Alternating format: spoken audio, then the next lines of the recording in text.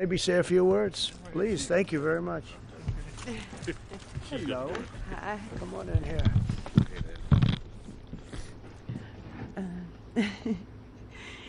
here. Whenever it started, we started moving our vehicles to the top of the road, and by the time we got the vehicles moved, the water had already hit our ankles in the house.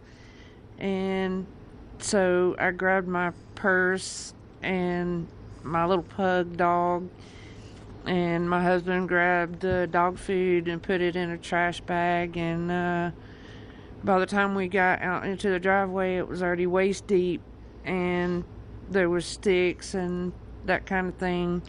I didn't think I was going to make it, but we did make it out, and we made it to the top of the road, and we were kind of stuck there for hours because we couldn't get out any of the ways because it was flooded all the way around. It took us hours, and we sat there, and finally it receded enough to where we could actually get out. It was probably like close to midnight, and it started like 5-6 o'clock in the morning. We just lost everything that we had. Didn't even have a brush for like 3 days. So, thank you. Okay, good. Would you like to say something with that beautiful baby? So, hey. When the hurricane storms hit North Carolina, hit our home, my daughter and my wife and I were actually out of town. But unfortunately, my dad was still at home, and my mother was staying at our house with our animals. And the waters got so high that it actually lifted between that and the tornado that came through, or microburst is what they've been calling them, and lifted his home and the house that I grew up in and crashed it into our barn. It took away his business. It took away all of our tools and tractors and everything needed to keep the farm going. And my mother was trapped in the house, and there was no way to escape because the water got so high. The only thing she could do was ride it out and wait till the waters came down. So we've been doing a little bit of battling with our insurance and FEMA. We did have proper insurance with flood insurance and homeowners insurance, but since we had proper insurance, FEMA's not been able to assist us with a whole lot of things. And again, we've been having some issues with trying to get some payout for our insurance in a timely manner. We had to do mold mitigation on our home, which is extremely expensive, before the structural engineer even came out in order to get our flood payout. And to me, that was not really acceptable. Has the insurance company been responsive or not really? Not so much. You know, again, They give you the money they have to give you? I'm hoping so. And we need some assistance with that. We reached out to an attorney. What's the name of the insurance company? North Carolina Farm Bureau. We've got to move them, right? Yep, That's terrible. that's what we're after here. Are a lot So of people having that problem too? With the insurance companies, general? Different insurance companies? And they're all difficult, or just the one particular one? I've heard different stories from others, and a lot of folks are. More responsive? And I've heard some good instances of even Farm Bureau themselves. But in my case, you know, they'd send out a third-party adjuster immediately. Well, they wound up firing that third-party adjuster group. He gave us a quote for a much higher estimate than what we And received. he got fired? And then he got let go. Yeah, he got fired. So then they brought in another third-party adjuster to come in and lowball us. We've not received any kind of, so the flood insurance is our primary insurance, and so there was roof leaks in the home that the inspectors found, the adjusters. Well, that contributed to us losing some of our personal property as it come in the third story where there's no, or second story living space, where the flood water, well above the flood waters. So they've neglected us for. Was your mother saved? Yes, she's saved. So Yep, she wrote it down? she's right here. Oh, good. Okay. So we made it. That was not exciting, right? That's right. How scared were you? Very. Did you think you were going to make it? No. You didn't think so? Nope. I just started praying. So you were sort of on a boat. Your house became a boat. It's a big pontoon. That's some story. It was a beach house on steps. I'll bet this guy would like to say something. I can tell. I was next door to the house, and my son was out of town, so when he came in to Charlotte to my sister's, he called about 2 in the morning because at midnight the water was still in the stream, within the banks. So when he called, the water was coming up, so I started moving vehicles up to about 5:30 in the morning, and she was in the house, and I pulled up to the steps and I said, hop on the fender and I'll get you out. Well, he built a beach house on stilts, 5 times higher than the floodplain. And she said, well, he said I'd be okay. So I'm staying with the dogs. So I went to higher ground with some vehicles, hers included, and the water covered everything. But I'd already seen it come around both sides of my place, so I got my blind and deaf dog and a bag of valuables and took up off the side of the hill behind my house, and then was heading to the cemetery back there because I knew it was open, because there was trees falling and uprooting. It was raining. You never saw anything like that? No, I've been through floods There's never been anything. all my life around there. Never nothing. Never been anything like that. Mm-mm. But you're okay, right? Yep. House destroyed. Yeah. Well, we're gonna help you out. We're gonna help you out. Appreciate it. Okay. Thanks for being here. Anybody else? You guys okay? Our day that morning began a little taller with some trees falling into our house, which our house is goes back 4 generations, 80 years, and never came close to flooding. And we woke up with trees about 4:30 or 5 in the morning, and our house sits 3/10 of a mile back off the road, and the water, we've had flooding and such in the lake, but nothing like we saw. And like most everybody else, we moved 5 vehicles this far up, and lawnmowers and everything else, and the water started coming in the house. And when it got up to about ankle high, we have a loft. I got her up in that and tried to gather what you might want, which was totally random. And then when it made it to the loft and started getting up to about her hips, I built a little makeshift ladder and we got out on our roof. And we spent 4 hours on the roof. I had a little baggie. I did notes on my cell phone to my 2 kids and my 2 grandkids, and something to identify me in case we were lost in it. Did you think you were going to make it? No, we're. Oh, you didn't? Yeah, we didn't think we were going to make it at all. I mean, our house was 25 feet underwater. So you didn't think you were going to live? No, we were watching houses, trailers, bodies coming by us. And we live in the Azalea Road area in East Asheville. Yeah, we watched our garage float by. You just lift up? Yeah. But, we got to a point where it crested about 4 feet up on the roof.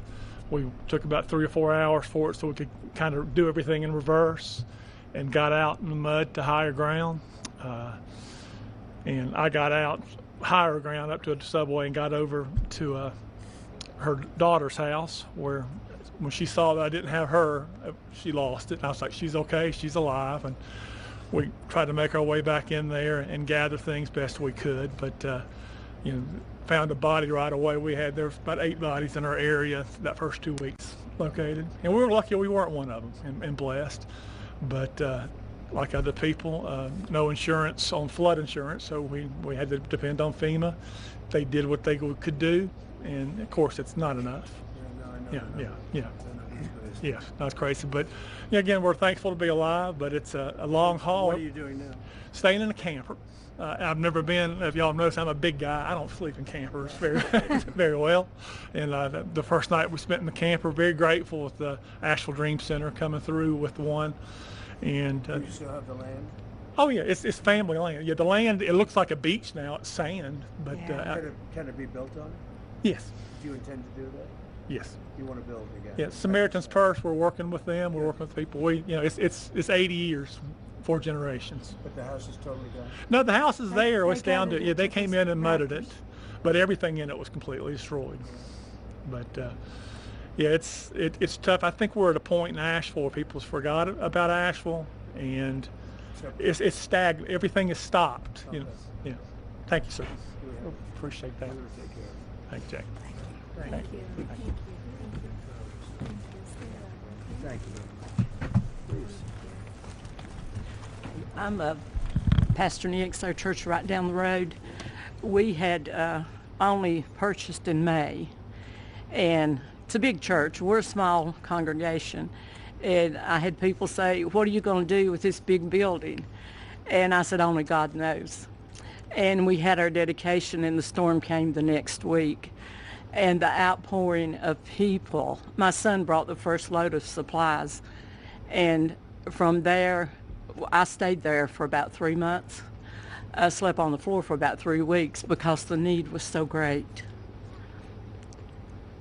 The people were so devastated, and I said, I want to be here for them. And they were coming in just day and night, so there's really no need for me to go home. But we had people from Kentucky, Tennessee, Texas, Indiana, Oklahoma, people from all over. We have not received any help, like from the government or anything. But I said, Lord, if you want us to do that, people. So they came from all over the states. But FEMA did nothing. It was No. the FEMA's locals. wasted time and money. The locals and the people that knew us. And before the week was over, our church was so packed with supplies we couldn't even walk. Even in our sanctuary, it was up to the platform of things, and in our halls and in our rooms, and we're just now beginning to get a little straightened out. But somebody said, how long are you going to be here? I said, I'm going to be here through the winter and even on, if possible, because when you meet people that's been through the struggle, I had a little lady come up, and I said, can we do anything special for you? And she said, I don't want to be selfish, but said, could I have a cup of coffee? And I handed her that coffee, and she stood there, and tears just poured. She said, you don't realize how important that the little things. It's not the big things in life that we have, but it's the little things, and knowing that God is our source. I don't look to man. I don't have to have a lot of things. I had trees, about 20 trees down in my yard, but that didn't really matter. Doesn't matter, because the needs of the people is what I want to be there for. God is good. He's very good. And my daughter now, her house is really in bad shape, and I'll let her tell you about that. But thank you, President. This is our president. We appreciate you so much. I live out in the Fairview area of North Carolina, and near the Bat Cave, Lake Lure area. And our area was hit. It was hit really hard. I was home alone, and my husband had stayed in town because we take care of a little lady that's 98 years old, and she lives out in the woods by herself. And I said, just stay with her and make sure that she's okay. And I got up the next morning, and my first thought was, I want to go see what our road and bridge looks like. So as I was making it down to the road and the bridge, there was no road and bridge. And so, here we are, we're like at a little island, we can't access the main road or anything. And then the fire department came by the next day and said that they were evacuating me and my neighbor because a landslide was going to come. And they told me to get my stuff and get ready. And so while I was getting my stuff and getting ready, there was a knock at the door, so I thought it was the fireman. And I went to the door, and there stood my 21-year-old son. His name's Nathan, and he had drove as far as he could to get to me, but he hiked 5 miles, and it took him a really long time. And he got there, and he said, Mom, grab a bag, we gotta go. And I said, son, there's no way I can hike out of here. And he's like, no. He said, we gotta go. So we started hiking out, and I seen one of my neighbors who she had no clothes on. Her skin was like chunked up. It was just, she was blue. She had been in the waters, and where she had went or I don't know, but it horrific is just all I can say. But then as me and my son hiked on out, we went through where this place, we call it Craigtown, but there were like a lot of family members there that passed away, like 11 of them, and there were people out everywhere looking for their loved ones, and there were dead bodies. You know, my son's like, "Mom, you're gonna see things you don't want to see," and so anyway, we got through all that. But I stayed at our church in our sound booth. My husband and I, we just slept up in the sound booth for a couple of months because we didn't have power or anything for about 2 months out there. And then we have went back. I've been fighting with FEMA since day one. Our community, there's like 32 homes. We don't have a road and a bridge. We're driving through our neighbor's property. You know, I went to EMS and I said, look, my concern is if we have a fire or we have an emergency out here, you're not going to get to us. You can't get those big trucks up here. And I've called and called and called FEMA, and you know, I said, this happened on September 27th. That's 4 months ago. Well, for us, today is still September 27th. You know, we haven't had help. And so when I talk to FEMA, I'm explaining the road and the bridge, and they send me a letter that tells me to basically fix it and send in my receipts, and they'll refund me some money. I'm looking at a road and bridge that honestly, the bridge itself is probably going to be $300,000, and the road could be close to that also, because the community has to have big boulders brought in. We're not a rich community. We can't fix it ourselves. You know, it's just, and as far as like house repairs, I'm still pending. I can't get money from FEMA until I fix the road and bridge and send in my proof that it's fixed and everything. It's just, it's been a nightmare, and I totally feel like that we have been forgotten. If it had not been for our fellow American citizens who stepped up to help us, I don't know what we would have done. I have 5 neighbors around me who completely lost everything. You know, I have damage to my house, and I don't feel entitled. I'm embarrassed to even say I need help, because, you know, and sometimes there's even that survivor's guilt is what they're calling it, but you feel guilty to even be alive sometimes. You know, when you look around, you see your neighbors that are gone, and it's just, you know, we need help. I wrote a letter to send to Congress. You know, I don't understand what's going on. If we can't get FEMA help, then will you guys help us? Will you step up and be our fellow citizen? Will you step up and be our neighbor and send us something? Help us get our community back. I could go on. It's just I don't know, it's just heartbreaking. I appreciate you. Good daughter you have, huh? Good daughter. Take care of Mom. And your son must be great. My son is great. No, he sounds like a real leader and smart. He really is. Hike in. How would you have been if he didn't come and get you? I don't know. I'd just would have been there because the only thing we could do, there was no way to get out there. The only thing we could do is just hike up to the church, the first church that was up there, about 3 miles, to get, you know, maybe what we needed or something. I don't know. He is. Thank you. Well, again, thank you very much, everybody. So we're going to be here. We're going to be working with our congressmen and women, and they're going to do a job. And Michael Watley is going to be very much in charge, and you'll get it done. And FEMA's ready to rock. They haven't done the job because they weren't really told to do the job by Biden. I guess Biden was thinking about other things, wasn't he? But they weren't told. What they did, what the past administration did to North Carolina is a disgrace. So I just want to wish you all well. I was here right after the event, and I couldn't believe it. I have never seen anything like it. I've seen a lot of bad things, but I've never seen anything like it. And it's an honor to meet the people behind me, and it's an honor to be with our congressional delegation and some of the other politicians in the area. And it's an honor to have Michael Whatley at my side, because maybe we wouldn't be standing here as president if he wasn't. Him and Laura Trump were unbelievable as the head of the Republican Party. So he happens to come from a place called North Carolina. So I said, Michael, fix it. So good luck. Good luck. And we'll supply what you need. You know that. Okay? Thank you. Thank you all very much. Thank you very much.